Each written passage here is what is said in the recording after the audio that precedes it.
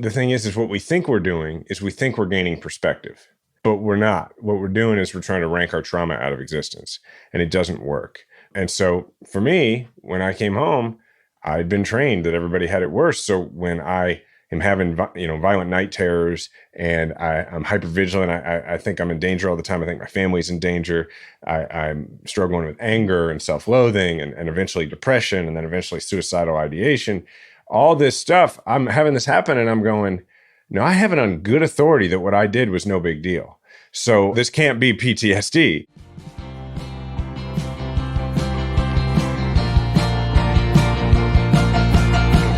This is Sarah Stewart Holland. And this is Beth Silvers. Thank you for joining us for Pantsuit Politics.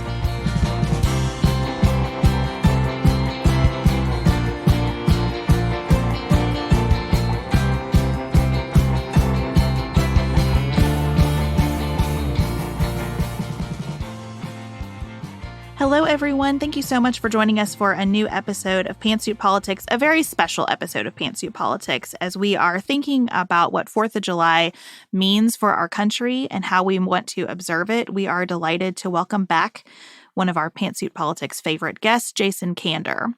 Jason Kander, as you probably know, is a former Army captain who also served as Missouri's Secretary of State and in the Missouri House of Representatives.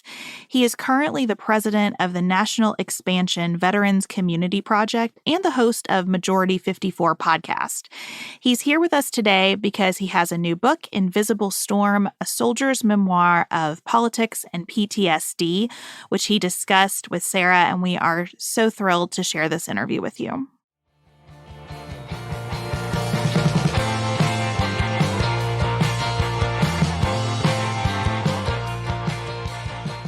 Jason Kander, welcome to Pantsuit Politics. Thanks for having me back. You're here today because you have a new book, Invisible Storm, A Soldier's Memoir of Politics and PTSD. Thank you for coming on our show. Always pleased to be back with you. Thanks for letting me come on and talk about the book. As I was writing your intro, I was reminded that at our last live event, one of our listeners' husbands introduced himself to me as a recovering politician. And as a recovering politician myself, it really hit. And I thought, I bet Jason would like that too. I was like, that's a great introduction. I was a recovering lawyer. Now I'm a recovering politician. I guess I'm mostly just recovering. I should just introduce myself as, hi, I'm Jason. I'm recovering. I'm recovering.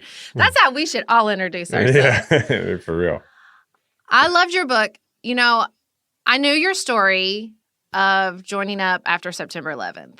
And as I was reading the particulars of you joining them being in the Army, I realized, I think I get why people join to a certain extent. I've never been tempted to join the military, but I get the instinct to join, especially after a 9/11. What I think you put such amazing words to is the appeal once you're in. The appeal of the purpose, the structure. It helped me understand why people are in the military, why people join the military better than almost anything I've ever read before. Oh, thanks. Yeah, that was important to me because, for a couple of reasons. One, I know that there's a demographic out there that will read a combat memoir, but I didn't want to write one. And I know who that is. Those are all over my dad's shelf, and I imagine I'm 41, so in 10 years they'll all be all over my shelf. I get what that is. So I am not that person. Right. So that's how you got to me. Exactly. I wanted to write a book that could help everybody with their mental health. It just was that the source of my trauma was being in a war. So, I needed to spend a chapter on joining the military, and I needed to spend a chapter on being in Afghanistan. But after that, I wanted the whole book really to be about dealing with this stuff, with the psychological disorder, the coming of age tale of having a psychological disorder that's untreated and undiagnosed while you pursue the presidency. Just, your standard old, trope. But what I felt I needed to do in order to reach out to that larger demographic is I needed to explain why I loved this so much. And so that in a way that everybody could connect with, so that it wasn't I don't get it. And I felt that I did that. But the other thing that I thought was really important to explain as part of my story was why, in addition to the trauma of Afghanistan, why actually leaving the military in and of itself was traumatic for me and so many other vets. And the only way to do that was to communicate how much I loved it and to help the reader understand how I could. And so to your point, when you're in the Army, particularly at a time like the years after 9/11, it's like every day you get up, you know what your mission is, you know who your boss is, you know what your job is today, you know what you're going to wear. Like, and you know that you and everybody you work with and everybody that you've become very close to because you're basically living together, that you have a similar set of values, which is to say you value the same stuff. And so when that's disrupted and it ends, it's really disorienting. Yeah. It's almost that state of flow. It's that you can find it in a campaign too, where you're like, you get to the end of the day and you're like, I did it. Like I did the things I was supposed to do. I knew what I was supposed to do. Like I was reaching this goal. It is intoxicating in a way. Yeah. You know what it is? It is that magical feeling of feeling valuable, feeling like you are either mostly or fully utilized. I say mostly because it's usually mostly, but like when you're in a combat zone, you feel fully utilized often, which is to say you're drawing on everything you have. But you feel you've been of value to others at the end of the day. Yeah. And it's easy to get used to that feeling. And then when you don't have it anymore, boy, you really notice that it's not there. Well, and because I want to get to that process of leaving the military and the trauma you experienced in the combat zone and like what you were running away from. But before we get to that, I want to know, I want to talk about like how you ran right into campaigns, because as someone, I did a small campaign. I just ran for city commission, but it makes so much sense to me that that's exactly where you ran to, because there is this, in much the same way, like you talk about the military, there's this mix of like, especially as I was reading your book, I thought about that first campaign and, my first campaign where you're just knocking on doors. And what I always tell people is, think about it. It's the building blocks of like feeling great, because you're outside, you're moving your body, you're talking to people. Like those are like the three foundations of feeling great. And you have this mission and you're checking things off every day. And I think like that, it doesn't surprise me at all that that's where you found yourself, because it really does click a lot of those boxes. Yeah, there's no question that it energized me, and it was every door that said, yeah, I'll vote for you. I mean, everybody who was like, you can put a sign in my yard. Every one of those. Oh my God, a sign was the ultimate. It's a little endorphin hit, right? And and I needed that because I came home. I didn't understand that I had PTSD. In fact, I was working all the time for 10 years to convince myself that I didn't have it.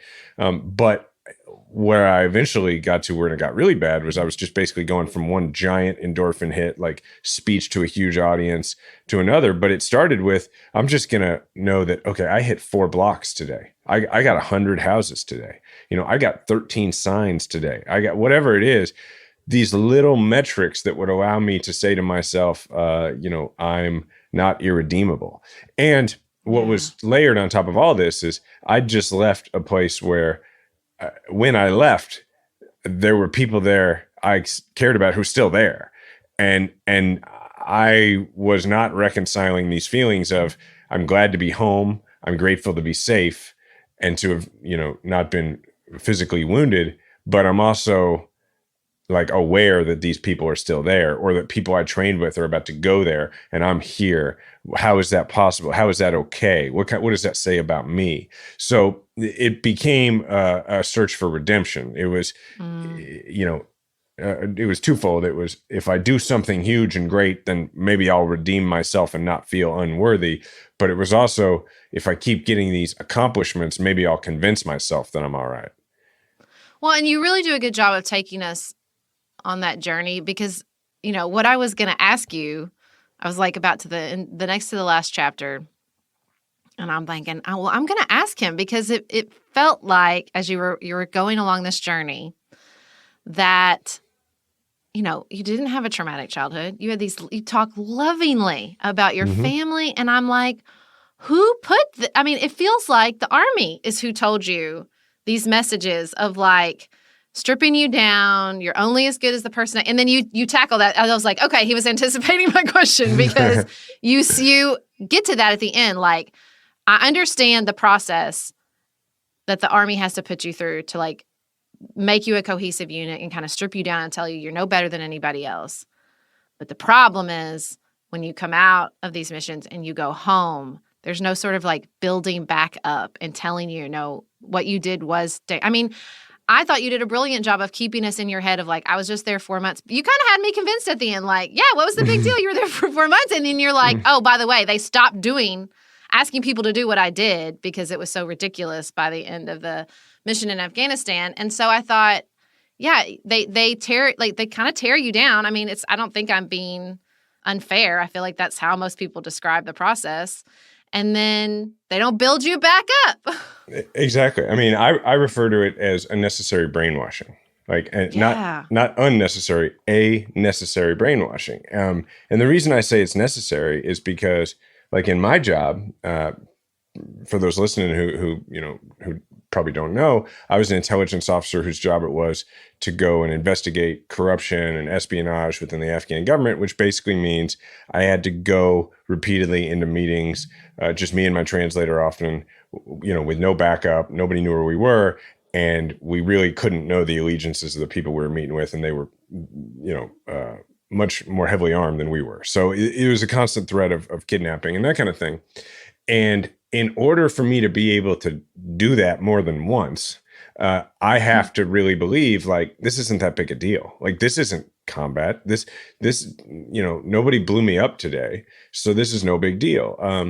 And it helped that in my case, there were two guys on my camp who were doing a very similar job, Todd and Kevin, who I talk about in the book. And so to me, I'm like, well, this is normal. Todd and Kevin are doing this, right? But the Army, the moment you get off the bus at basic, the Army starts grounding into you the idea that somebody has it much worse. And the thing is, that is necessary because otherwise, like, you can't do the job. So yeah, to your point, the problem is that when you leave, nobody sits you down and goes, okay, you should know. Yeah, you should know that was kind of a big deal. And actually that's pretty bad. You're going to probably have to deal with this now. Yeah, you're going to watch Doors for the next 15 years. Yeah, every time you're in a restaurant.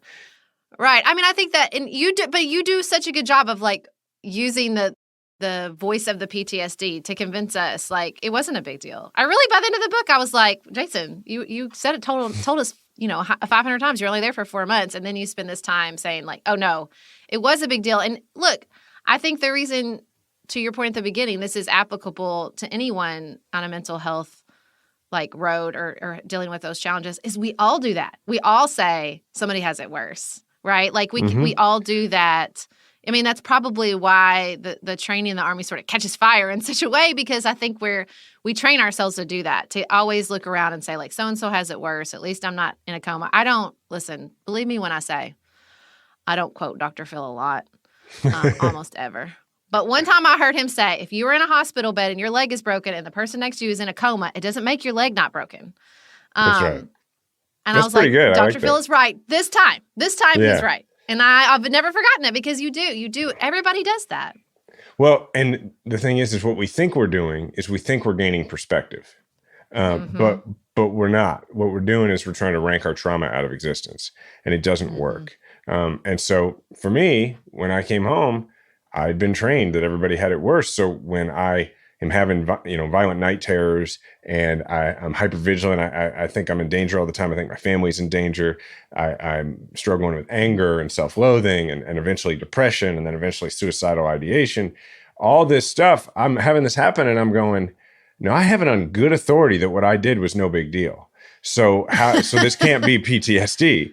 And so it took a clinical social worker at the VA to look at me and say, okay, so let me get this straight. You went to the most dangerous place on the planet and you went out basically by yourself for hours at a time, as vulnerable as you could possibly be, with people who might want to kill you and you couldn't know.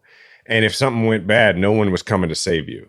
I'm like, yeah. And she goes, yeah, that's combat. Like, how do you not see? And so it took that. And then being actually diagnosed with PTSD, it took those things for me to understand that, I was a combat veteran and that my experience was valid.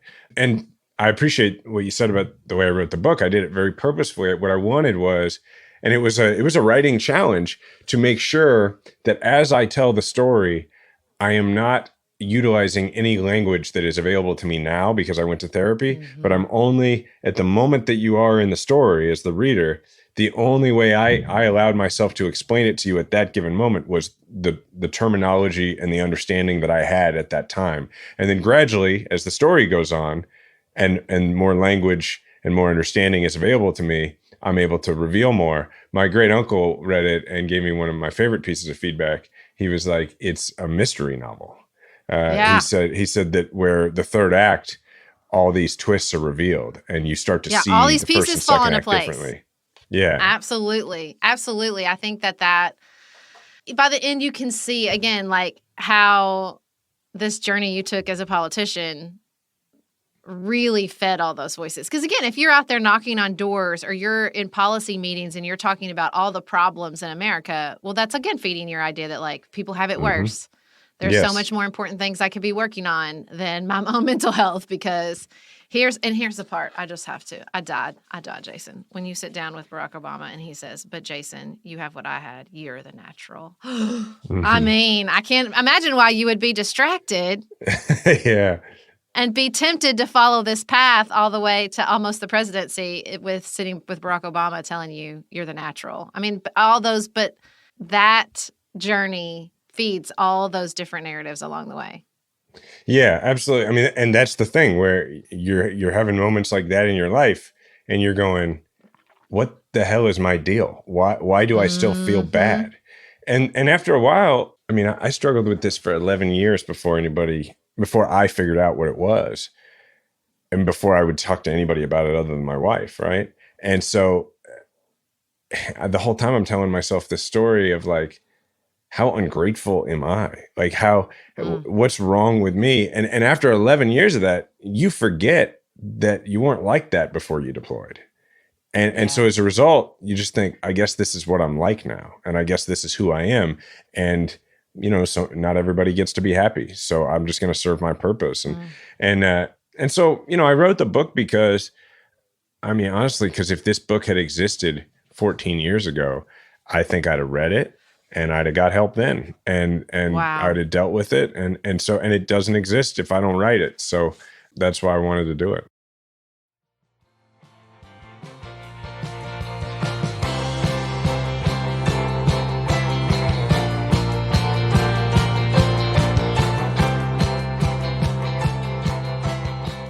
Well, I'm so glad you bring up Diana because I love that her voice is interspersed throughout the book. In fact, I almost messaged our schedule and be like, wait, is she going to be on the call too? She about half wrote the book too. Yeah, no, I want to do more of these with her. I think it'd be important. Yeah, it was incredible to read her story and to see, of course, like you brought the threat home, basically. And she adapted and adopted all those different techniques until she had PTSD too. And I mean, 11 years is a long time to be the only person someone is leaning on with this mental health challenge. Yeah, the way she puts it, is like I'd wake up in the middle of the night with these night terrors and then I wanted to talk about it. And so she said, you're half awake and it's horrible story time. And so it just kind of seeps into you, right? And so, I always, now I like to joke like that I'm just such a giving husband. I mean, I've given her PTSD. But yeah, I mean, there was a couple of reasons I wanted her in there.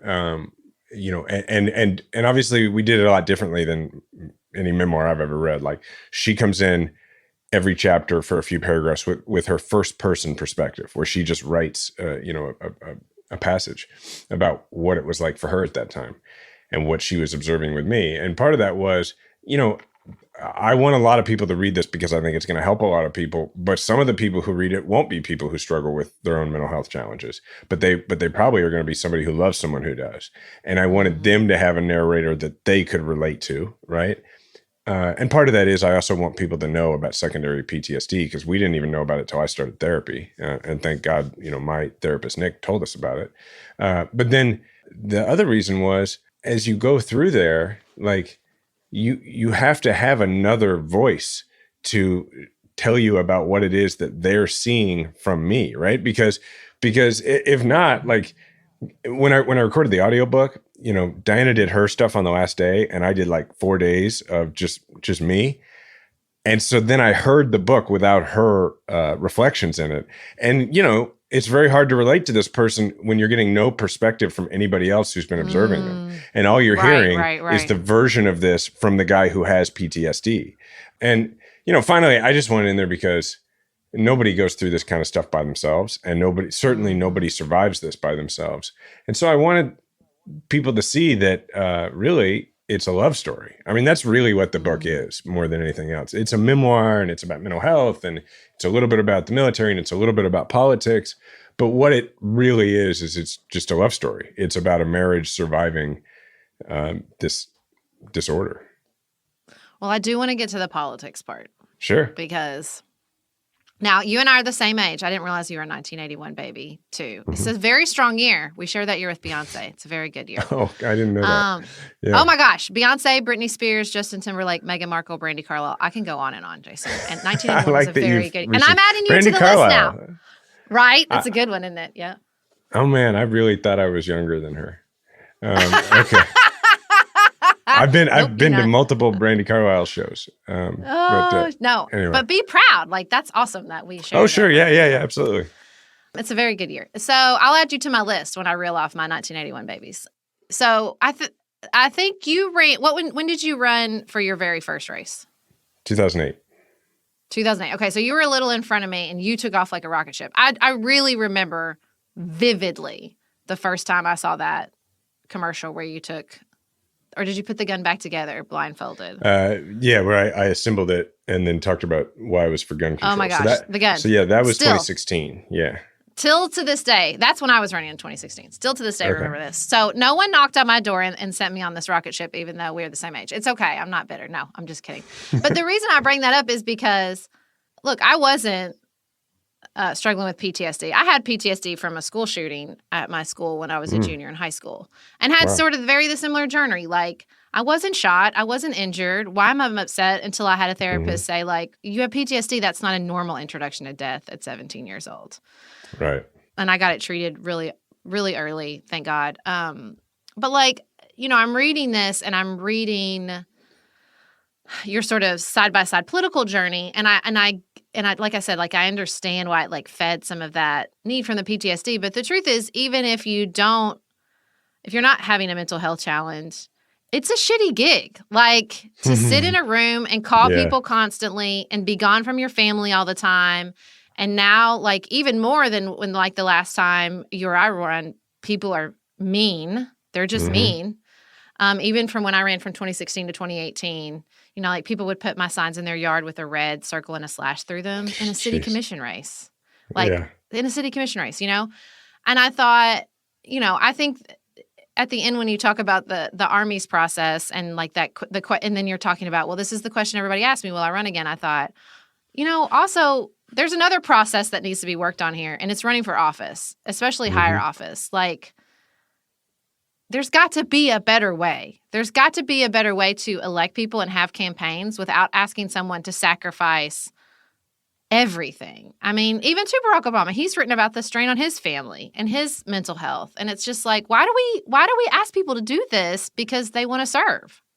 Well, and on top of that, one of the things I tried to illuminate a little in the book is that it'd be one thing if all of that was for the purpose of, giving us better government. But none of it gives us, I mean, it all makes it worse, right? So like the process of sitting in the call room, making calls for 8 to 10 hours a day, and then doing it again the next day, and not having time to take care of yourself, all that stuff. What I compared it to was if it'd be like if basic training was just 9 weeks of standing at attention. Like, at the end of that 9 weeks, you would have definitely proved how badly you want to be a soldier, but you'd be useless in a fight. Right. Right. So, I mean, what are we doing where we're requiring politicians of both parties to spend 96% of their time talking to people for whom America has worked out extremely well? Like, we're not preparing them to do a good job for the rest of us.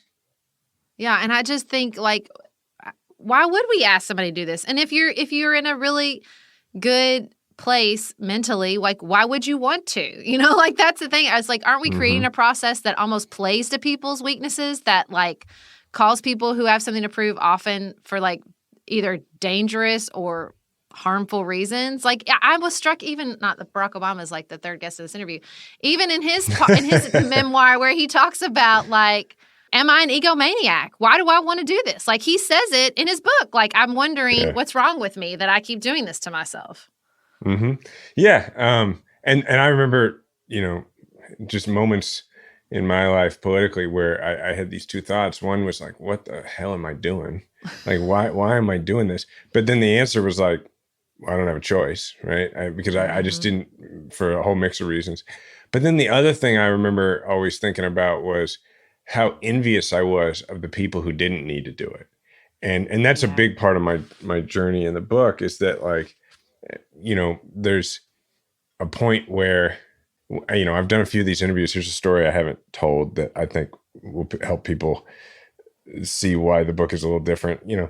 There's a point at which I'm sitting there, right? And it's after it's before I've sat down with President Obama, but I'm sitting down with a couple of people who've just done an event for Let America Vote, my organization, and we're having dinner in LA, and it's Bradley Whitford and Janelle Maloney. So anybody who's a fan of The West Wing will recognize that as Josh Lyman and Donna Moss, right? Like two of the main characters from The West Wing.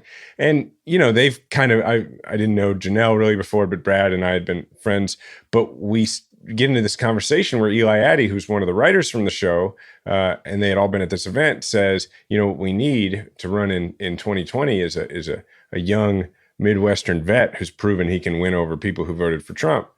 And I'm like, haha. And the next thing I know, Brad and Janelle are like, no, you need to run. And so I'm sitting there, and me, the kid who like has watched the entire, series several times, Josh Lyman and Donna Moss are like, you need to run for president. So it was this completely surreal moment, and it should have been this altogether really exciting thing. But I just felt terrible about it because how much I was enjoying it. And I stepped out and I, I was going to call my wife, and I just felt awful.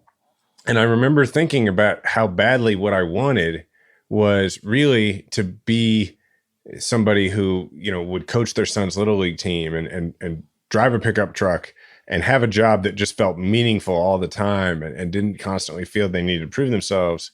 But I realized that's not what I wanted. It's what I wanted to want. Like I knew that I was never going to make those things happen. And so one of the most important things for me in therapy was getting to a place where I could be happy without external validation. And that's where I got to. And not to spoil the end of the book, but I'm looking out the window right now at my pickup truck, which is full of baseball equipment. I do hope you got that pickup truck. yeah. And because I coach Drew's Little League team, and I do a job at Veterans Community Project that I love and I find meaningful, and I'm getting to enjoy my life and actually participate in it now. And that's really, the book is really about how I got there. That's so I keep beautiful. unabashedly pushing the book, and I don't feel bad about it, because I should say that all of my royalties go to fight veteran suicide and veteran homelessness at Veterans Community Project, which helps me unabashedly and unapologetically push the book. That's awesome. I love that. Yeah. We've also been unabashedly and unapologetically pushing a book that's not going to a charity. So thanks for making me feel bad, Jason. No, I mean, I think you're right.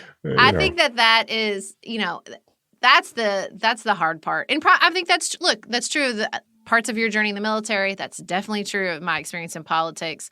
It's true of parenting to a certain extent. That's like the highs are high and the lows are low. Yeah. And so those places where it's like that can be enormously validating. They can be enormously unhealthy and codependent, right? Like that's the knife edge you're always walking in situations of, sort of high stress and high reward like that. Yeah, absolutely.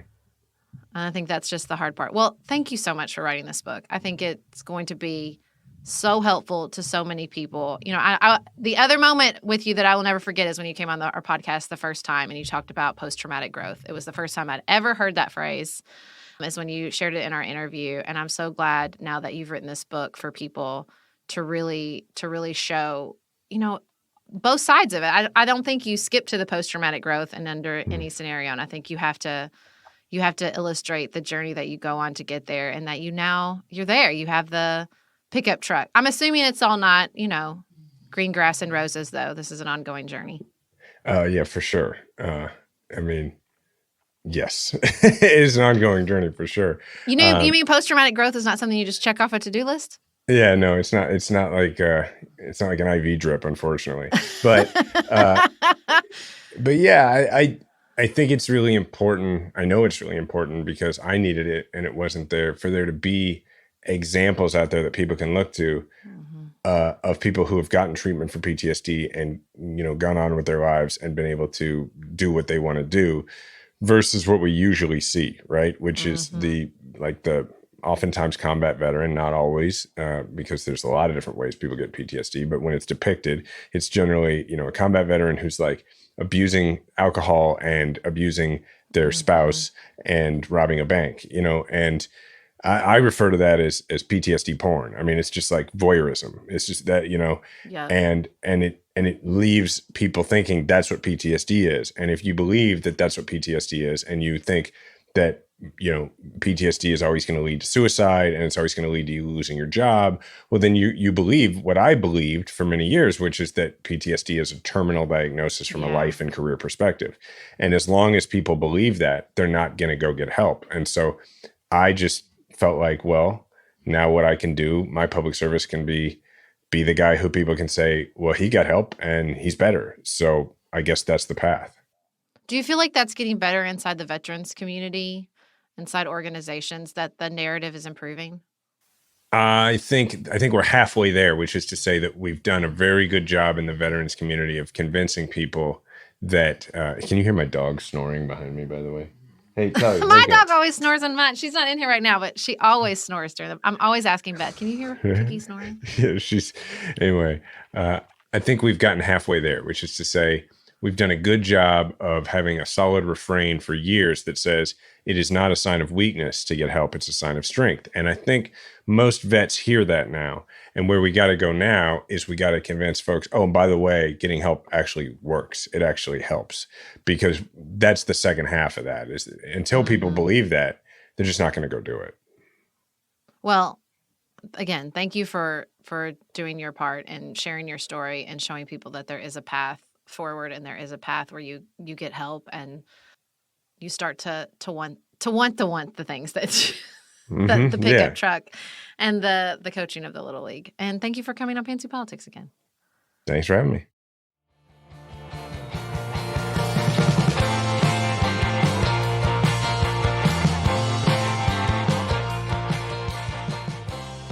Thank you so much to Jason Kander for being here. Sarah, thank you for that fantastic conversation with him.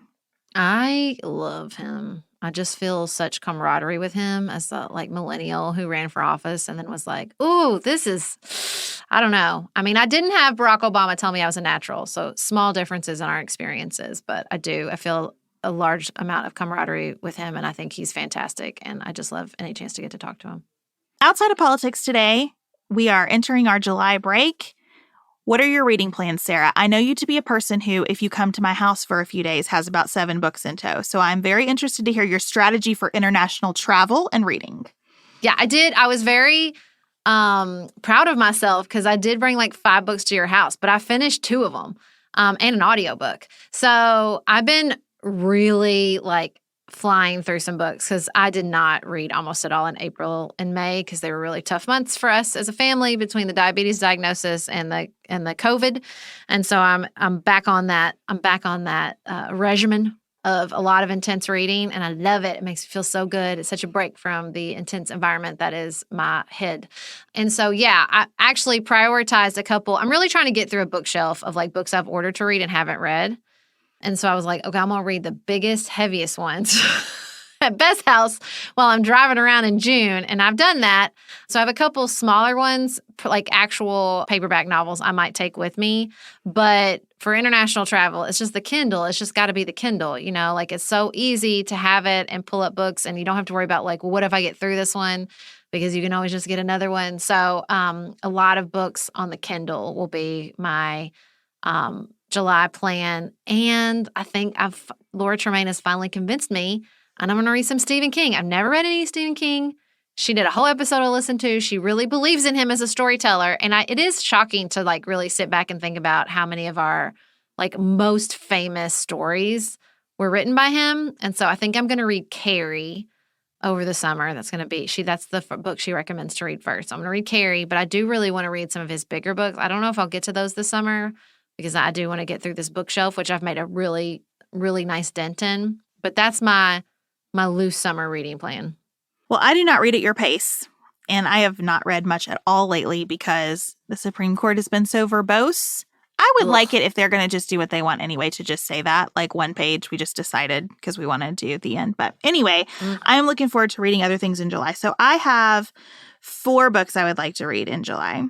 I'm about halfway through This Will Not Pass, which I've had to take slowly because there's just a lot to absorb there. I do feel like I feel like about every 3 days we got to I'm reading This Shall Not Pass. Yeah. And I'm like, is it going to pass? No, it will not. That's the whole deal. But I have had to take it slowly because it's intense and aggravating. It's not a hard read. It's an easy read. But just if you think about what it means, it's a lot. So I want to finish that. I want to read Tim Miller's Why We Did It, which is on my Kindle now.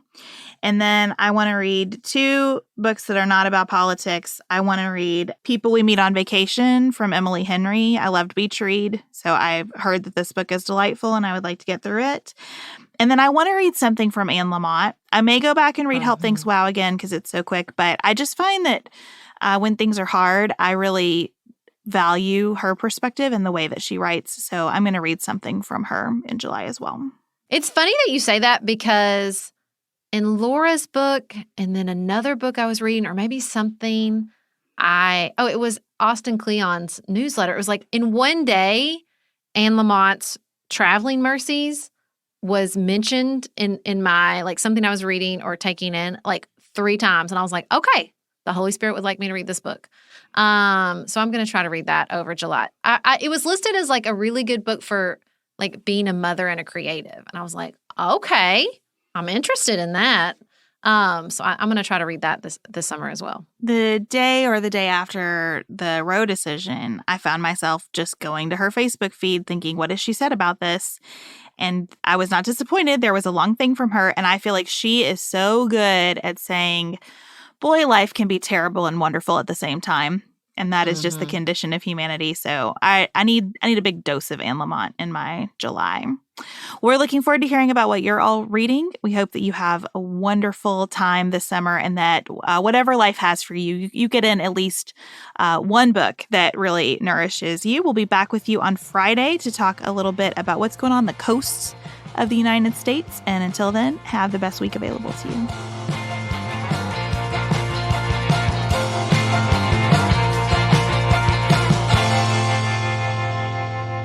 Pantsuit Politics is produced by Studio D Podcast Production. Elise Knapp is our managing director. Maggie Penton is our community engagement manager. Dante Lima is the composer and performer of our theme music. Our show is listener supported. Special thanks to our executive producers: Martha Brunitsky, Linda Daniel, Allie Edwards, Janice Elliott, Sarah Greenup, Julie Haller, Helen Handley, Tiffany Hassler, Emily Holiday, Katie Johnson, Katina Zuganellis-Kasling, Barry Kaufman, Molly Kors, The Creeps, Lori Ladow, Lily McClure, Emily Neasley, The Cousins, Tawny Peterson, Tracy Putoff, Sarah Ralph, Jeremy Sequoia, Katie Steigers, Karen True, Annika Uvaline, Nick and Elisa Valelli, Catherine Vollmer, Amy Whited, Jeff Davis, Melinda Johnston, Ashley Thompson, Michelle Wood, Joshua Allen, Morgan McHugh, Nicole Berkla,